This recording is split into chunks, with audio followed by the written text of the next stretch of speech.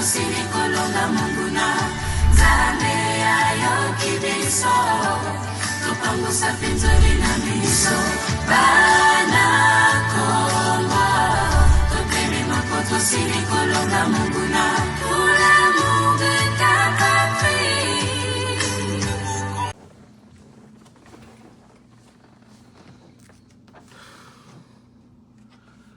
Bote mingi na balandi nyonso ya Kasha Malubula Télévision.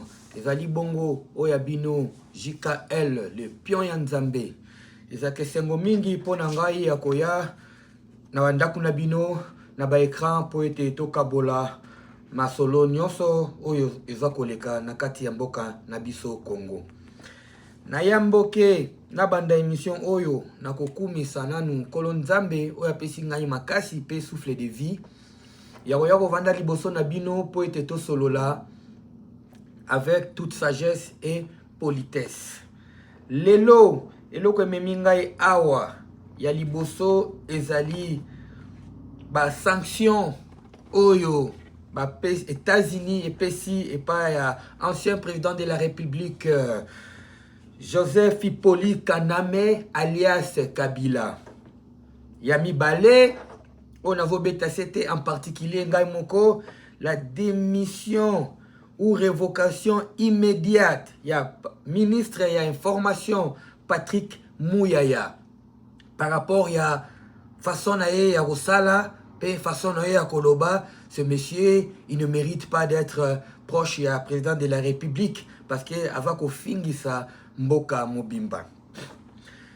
Na pesi mbote mingi na libota nanga mobimba papa nangai Emmanuel Musungai Lubula na famille Lubula mobimba na pesi bango mbote na pesi pe mama nanga Mami Belle Bimpe Regine Bakala mwana ya bandali ya solo koko ya Israël Lubula na pesi mbote esika vali na Canada Gatineau.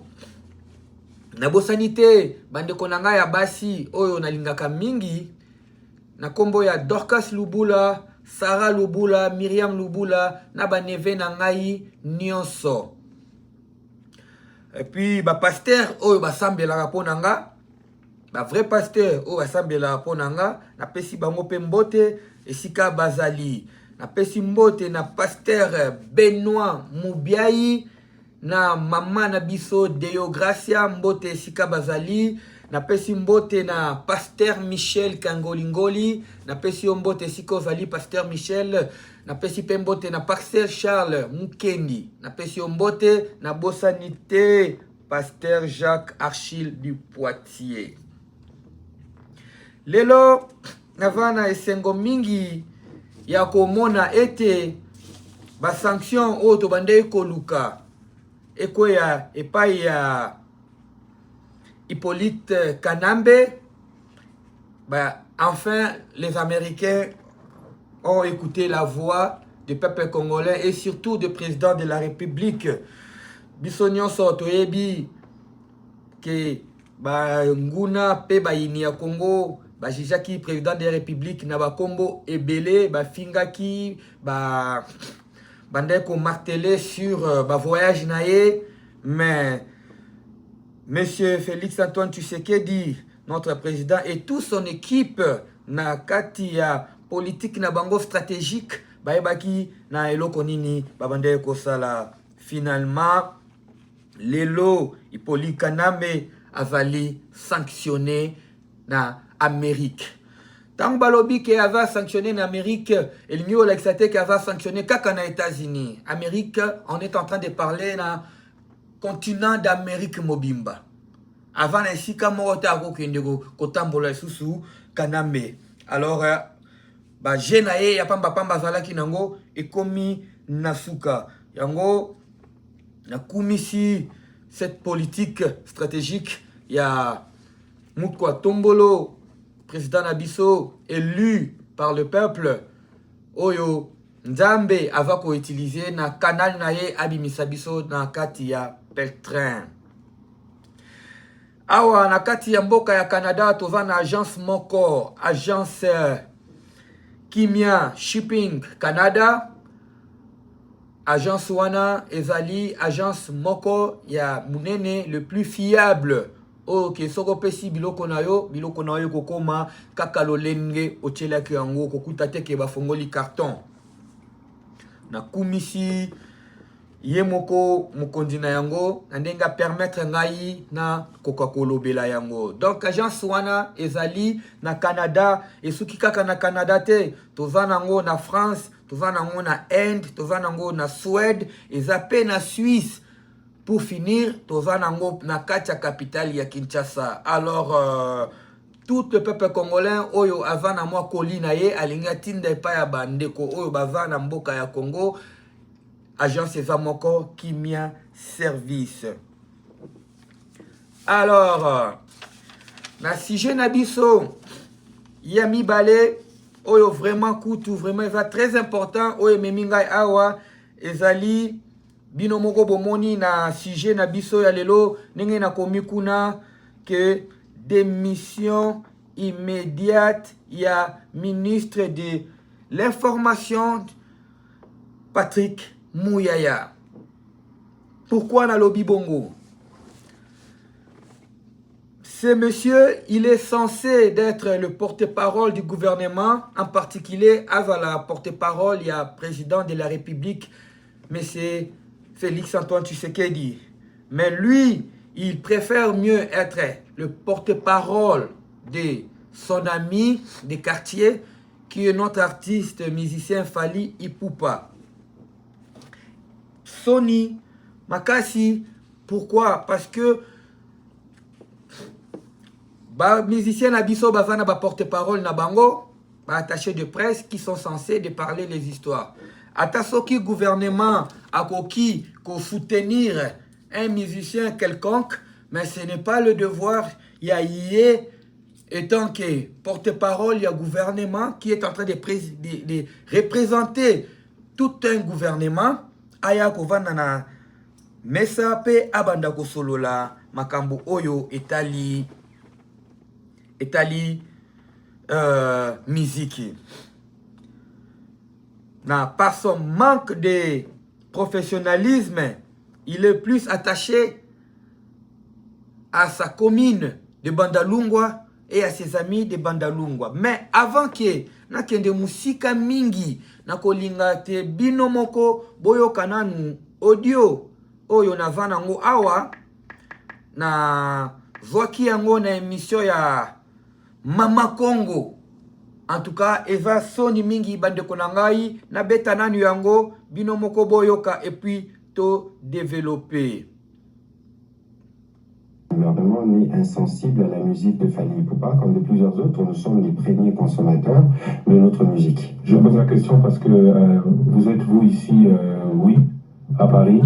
Vous n'avez pas vraiment réussi à nous dire exactement comment le gouvernement appuie Fally Ipupa. Alors moi, ma question elle est non, Christian de Sakono.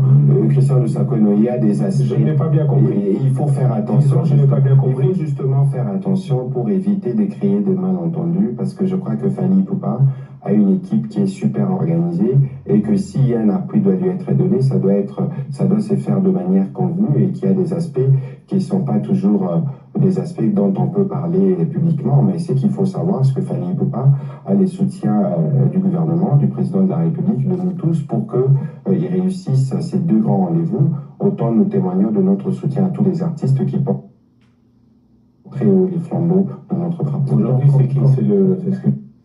Bon, bino moko boyoki maloba na ye moko ndenge alobi.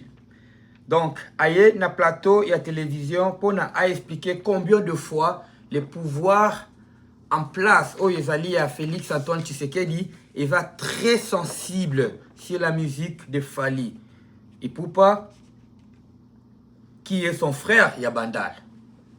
Quelle honte! Quelle honte! Comment on quitte ça? Toute une république, un pays, on quitte ça ti na niveau ya commune. Parce que oyo lobisa eza sentiment na ye étant que mwana ya bandal. Donc akitisi mboka ti na niveau wana ye moko pe amikitisi ti na niveau ya comme porte-parole il est censé d'être le porte-parole, il y a gouvernement. Il est censé, il y a qu'à défendre l'action. Oyo, président de la République, na équipe mobimba ya gouvernement bazosala. Eza na mama Masudi, kuna atongi hôpital, atongi aéroport. Eza na ministre ya transport, atongi nini aéroport o bapexi kutu batu bakende kozwa ba image tant que nano silité. Mais yé a préféré na ye azala porte-parole, chroniqueur ya muninga na ye Fally Ipupa. Eza vraiment censé bande konangai mboka mobimba batu bazoyeba musala na bango te. Siko lobby na bande kolanda lisusu émission mususu awa oyo maître champion Choura Mboma alekaki abande koloba ba invitaki na émission wana Choura Mboma bande koloba alobi boye nalobi te que nalingi na fala un peu clair awa na vandite naloba ke maître Choura Mboma avant na raison na makambo ya zoloba. Parce que Mambo Belé, maître Choura Mboma Lobaka, moi je ne suis pas d'accord avec ça. Surtout tant que comme on a point, on va qu'au finga, autorité. Peu n'importe quelle autorité au finga, président de la République, Félix Antoine Tshisekedi. Nava Kalango, vraiment d'accord te. Mais, na niveau Oyo, Patrick Mouyaya, à s'exposer, à exposer au gouvernement de la République et puis à citer comme il y a président qu'il est sensible et comme il Kolinga et puis ça mettre Choura Mboma raison. Il faut ça mettre Choura Mboma raison. Na pesi mbote na papa Roger Katombe na maman Émilie Katombe na pesi bino mbote bisika bozali botika ke na pesa mbote na ba oyo ba soutenaka ngai na bosanité na Londres na pesi Maklo, Claudia Bakala, na vie na ngai, Maziandoki, Maseba, Bilamba na Bilamba, na pesi yo mbote.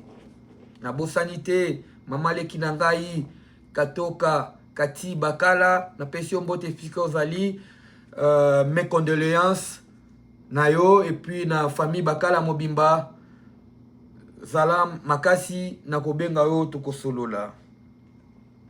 Tovonga na sije na biso nanu ya lelo. Le gouvernement, il faut pas faire quelque chose et pas y a Patrick Mouyaya. Vraiment, yemoro volontairement, il faut asenga démission aye. Soka sengi démission te et vous senga révocation. Il faut pas vendre ça y parce que Moutuya Bongo, Soki, Avoleka, Avoloba, il est en train de représenter toute une nation, à représenter un gouvernement. Alors, Moutuya gouvernement, Neza, Félix Antoine Tshisekedi, Avo Fingi Saye. Donc, il faut pas vendre ça y pour que Tolo Bateke, oh,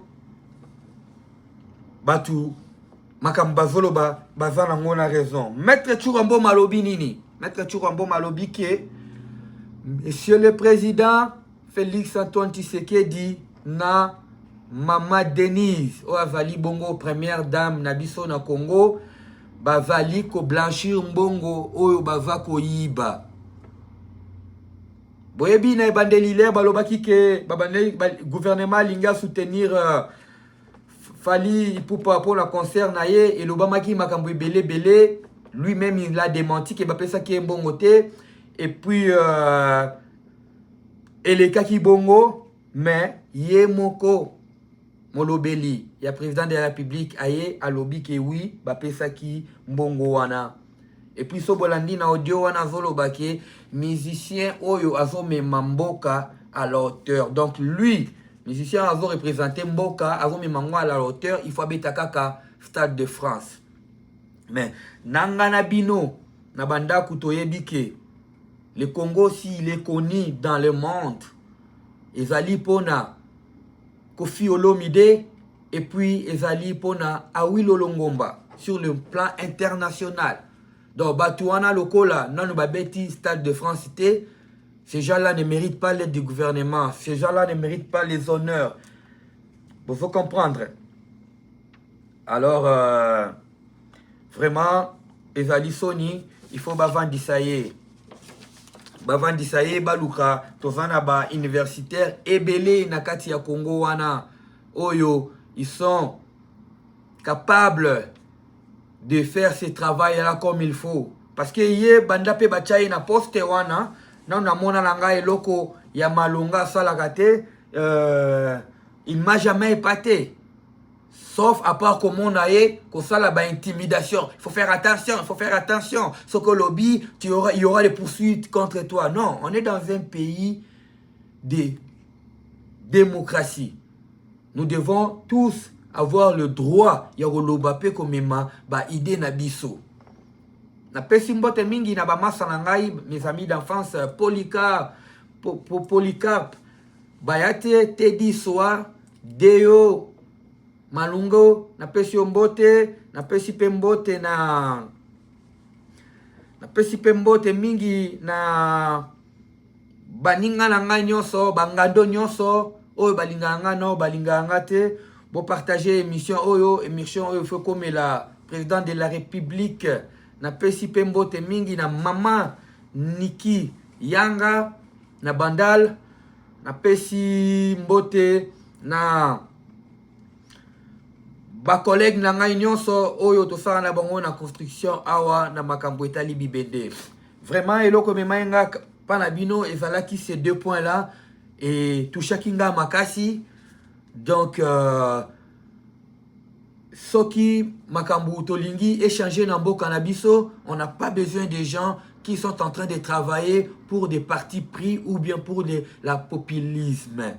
Alors o nyonso ayoki kombo na yete, libanga na yete, eza likamba ko silikate, bosala ba commentaire na kata ba émission, plus ki na otanga ba commentaire na bino, plus bozo komela ngai ba parole ya positif, et gosala ke nazana na bino na mémoire.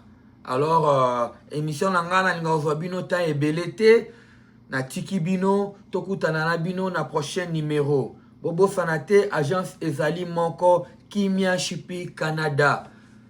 Bogo mona na écran wana ba mboka nyonso esika agence wana ezali ba numéro la bango ya téléphone ezali wana o boki ko benga, ils sont prêts pour venir même prendre vos colis à la maison et puis ba pesabino bon excusez-moi pesabino bon service. Merci, tokutana ngana bino na prochain numéro. Ciao.